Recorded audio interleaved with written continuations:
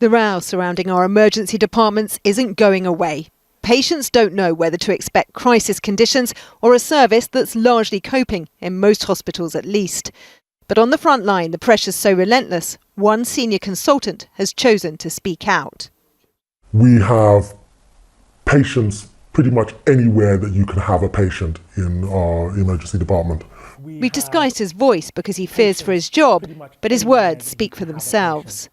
We've got patients with severe illnesses on chairs receiving drips, antibiotics, medications, patients with cardiac problems who are on chairs because there's no trolley for them to go onto, unable to monitor them.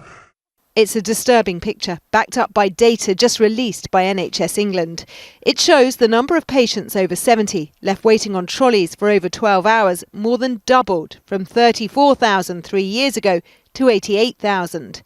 In total, over 185,000 patients of all ages were left waiting on a trolley for at least 12 hours. Nearly 1 in 3 of them were over 80, and the experience can be desperate. Because we're overwhelmed in terms of our staffing numbers, some of them have been incontinent on trolleys because there just wasn't the nursing staff or the medical staff to get to them in time. And they've done so in full view of their relatives, strangers. You just feel awful. The sun is at the end of the 4-hour waiting times. Today, the Health Secretary avoided questions about whether the 4-hour waiting time should only apply to urgent cases, after suggesting yesterday that a third of A&E patients didn't need to be there.